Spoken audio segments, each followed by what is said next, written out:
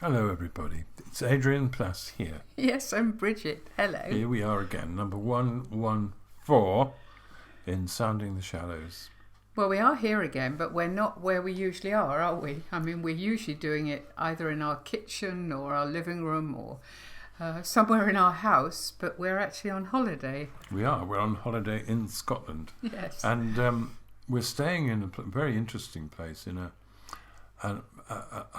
huge estate which has a number of buildings on it that are now used as holiday cottages. Yeah. And the place where the cottage we're staying in, we've stayed in before, and it has a most wonderful view, doesn't it? It has the most phenomenal view of Tinto Hill. It's not so if you're in Lanarkshire and you see Tinto Hill, we have looked at that every day, haven't we? But that view, almost a week. Interestingly, is not. It doesn't give you vista fatigue.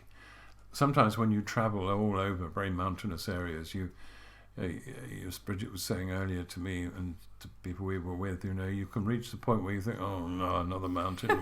Sorry, Scotland, Cumbria and all the other beautiful places. This valley is just, it's exquisite. It is. One part of it stretches away to forever, and one part of it is right in front of you, and in between are the most lovely little hills, and two of our sons climbed one of them right to the very top. Yeah. And by using binoculars, we were able to see them in the far distance. But coming back to this place was great, wasn't it? Well, it's interesting. I mean, we don't often actually go back to exactly the same place. We used to when we had holidays in Normandy, didn't we? But recently we haven't. And we found this cottage by accident, really. And we had a really wonderful, strange time. It was when the rules were still there for the pandemic in Scotland and they just eased in England. Half the things were shut. It was all very tentative. But our experience was very sweet. And maybe the word tentative is right for how we felt as well. We were stepping out after this long period of lockdown. So we were a bit worried, weren't we? Especially as the forecast said it was going to pour with rain the whole week. Well, it is nerve-wracking going back because, oddly enough, I mean, one of my fears was that they would have tarted it up and made it right. a bit more corporate. And actually, it's a lovely. It's slightly faded, this cottage, but it's just perfect for us. And there's a big deck at the side where the view is, and a great big wooden table, and you can just sit there and do nothing. Yeah, if you want, which or is eat. Quite good for us, really. It's great. Or eat. Yeah. Yes, there's always a lot of eating. I have to say when we go away, but. Yes, I mean, the interesting thing about coming back and not being disappointed coincides with going back somewhere else, doesn't it? Because for years, I think it was 9 years, wasn't I don't know how many years it was. You're talking about Carberry. I am. Yeah. Carberry Tower in Musselburgh. And we used to go there for the Carberry Festival, sometimes to speak, but we actually took our family there on holiday, didn't we, once or twice, because it was just the best place for us, really.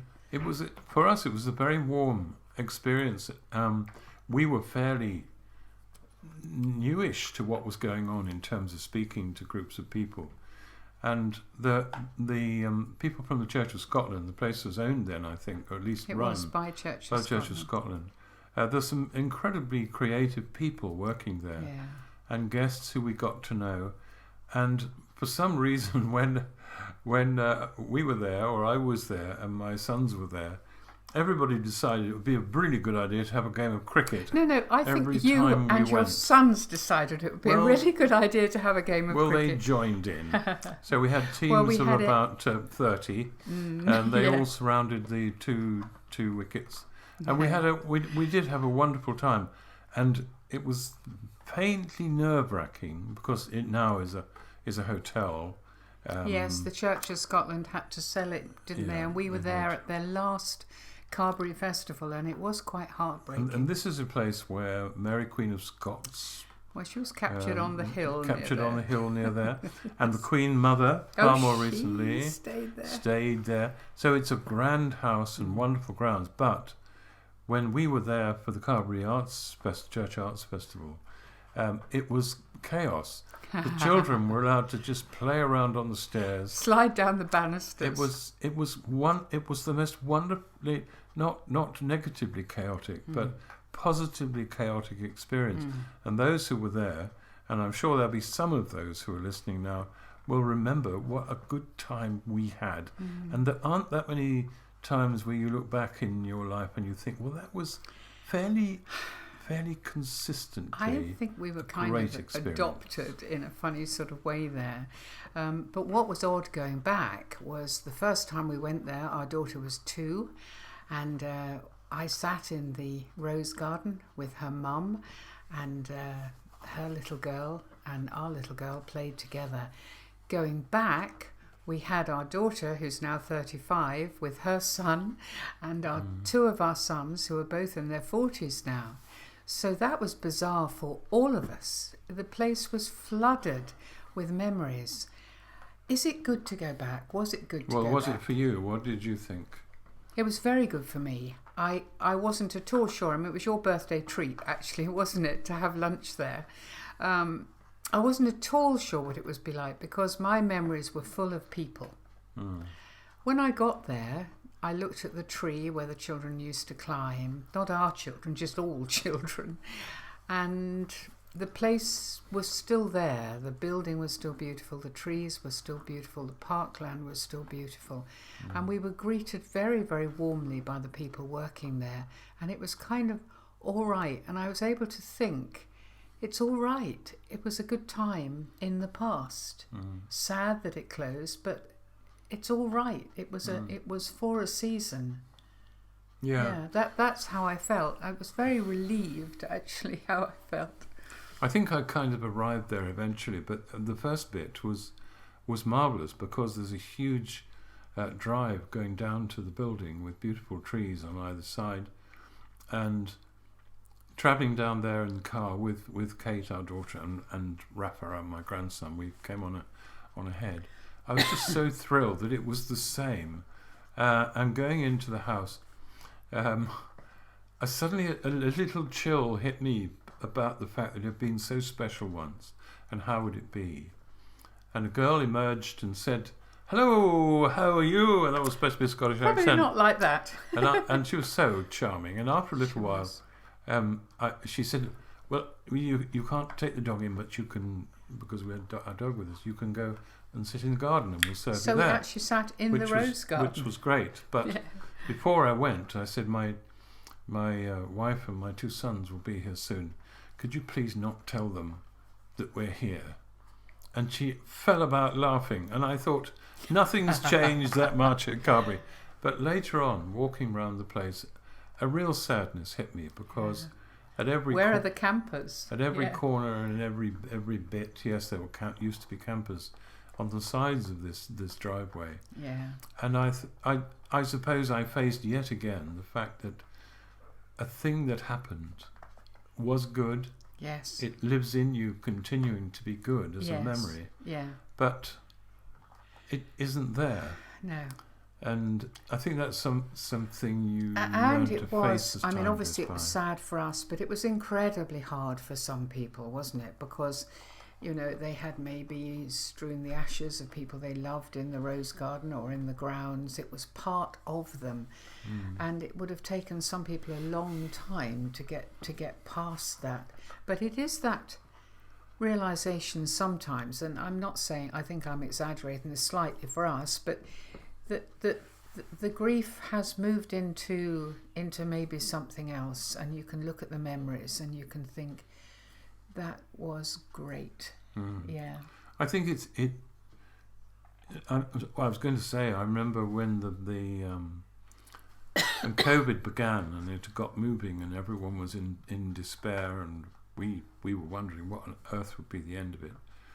And I remember saying that for me it was like, because there was no immediate future, because everything was blanked out, it was as though the past had crashed up against me. I remember you saying that smashed too. into pieces, and it was very threatening that had happened. Well, I thought a couple of things this time. I did think that picking amongst the rubble of the past, there are some lovely things that we've known, people, ourselves, each other. The view from the place where we were this week, the people at Carberry, all great stuff. And there's a little bit of me that defaults in memory to the dark things and the dark times, and I really have to fight that because I've been very, very fortunate in many ways, but I think the future thing has gone a bit, because now we can begin to look forward at what will happen next. I think a little more. Well, I mean, the interesting thing, staying where we are staying, it's on somewhere called the Carmichael estate. And as you said, it's the servants' houses that have been turned into holiday cottages. And there's a lot of the area still very run down because it's a huge thing. And the clan Carmichael still own the whole estate. And in the middle of it, there is this extraordinary ruin of what obviously was once the most beautiful of houses, which was Carmichael House, and fell into ruin over the years. And although I know there are supporters who helped to prevent it from falling to pieces completely, but it was one of those extraordinary moments looking at these ruins, because there are ferns and trees and flowers growing right in the middle of the ruin. And it wasn't manicured as some of these dying mansions are. There were beautiful lawns around it. There were. But, it was a lovely place to see. It but really again, was. I thought there can be something still beautiful in something that has died for its purpose. Yeah. For everyone, instead of just for a few people who lived this building was huge, and one end of it, what amused me when I looked at the original plans, Adrian, was that one end was probably just, quite smart for the ladies. There was the dining room and the sitting room and another room. And then there was a long corridor, and at the other end of the corridor was clearly the men's bit. There was a smoking room and a billiard room and a study. And I thought, I wonder how quickly they were able, the men used to rise after dinner. Yes. I thought, I bet they were thinking all the way through dinner, if we can just rise and go play billiards and smoke. Well, the men would do their thing and then join the ladies. And I remember years ago seeing a cartoon in which the ladies had obviously had rather too much to drink and were sprawled under the table, and the men were saying, "Shall we join the ladies?" And I remember thinking, this is going a bit far. Well, that's not a very edifying addition to what it was we're very talking funny about. though. I'll tell you one thing I did think. In my Christian experience, people talk a lot about where you meet God, right? Yeah. Where do you meet God? And they say things like, and these are all perfectly reasonable things, like at Skaga, which we know well. I know you love the chapel. Oh, I do. And people say to me, well, the chapel is where you meet God. The view from the back of the house we stayed in, we're staying in, is beautiful. And you might say, and certainly sitting out there, I felt that in a way. But what I really thought, and I think it more than I've ever thought it now, that what happens is not that you are in a place where you meet God, and others may disagree, but you're in a place where you meet yourself. Because when you go into a peaceful chapel, or you sit in front of a beautiful view, suddenly there's a cleaning up of everything for a little while, and you are with yourself, and there's space for you to actually let your thinking about God move into that space. And perhaps for him, and I don't want to overstate this, for him to in some way touch or help you in that encounter. But I think, we often talk about Mary and Martha, but nowadays we have to be Mary and Martha, don't we, in much of what we do. We're so busy, or we're being spiritual. Separating those is quite tricky. Well, I always felt, that was one evening, wasn't it? Yeah. Sorry, what were you going to say? Sorry. Oh, nothing, just that I think these times, these encounters, are what equip you to be a Mary and a Martha in the middle of your life, so that you can bash the pans about, but also have a warm relationship with God in the middle of that. That's all, I was thinking. Yeah, I'm sure that is true. I just, when I said that, I just thought, well, I've always thought it was a bit difficult, really, because we have one tiny little snippet, and in that little snippet we decide whether we are a Mary or a Martha, and we put Martha firmly into the kitchen and Mary firmly at the feet of Jesus. When Jesus came back after Lazarus had died, Mary wasn't at his feet. Mary was in her room, crying, let down, disappointed. She was that sort of person. Yeah. Martha was the one who rushes down the road to see him with a passion and belief that if he'd been there, her brother wouldn't have died. So Mary said the same thing. Well, she did, yes. To him. Once she pulled herself together. Yeah, she did. Out of her room. Absolutely, yeah. It has hit me quite hard, the past, present, future thing. Because I think what we've discovered, and we've probably mentioned this before, is that we've tended to live our life outwards. We've travelled so much, and we've been involved with so many things, and then we've come back to where we live to stop and prepare for the next time we go and do something. And I have another friend, a very good friend, who feels exactly the same at the moment. He's done wonders for so many people all over the world, incredibly generous. But now, suddenly, age and health to an extent mean he's stuck somewhere, but he can't quite work out who he is.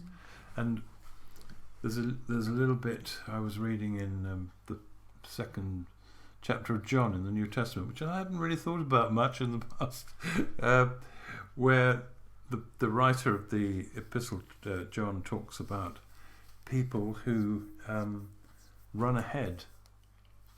Right. And I thought that was really interesting, because we've known people who run ahead, and what I think he's saying is that because they are frustrated, because what they hoped would happen, or what they would like God to be doing, or what they have planned isn't happening, you run on ahead of what actually you've been called to do, or what is right for you, or what makes sense. Yes, I mean, I also think that can apply when something has been good and you have been part of something, and you kind of assume that will continue. I mean, I'm thinking about Carberry again. It was so good. Thinking about Scargill again before it, went, as we all know, those people who've been involved with us or it closed and had to reopen again.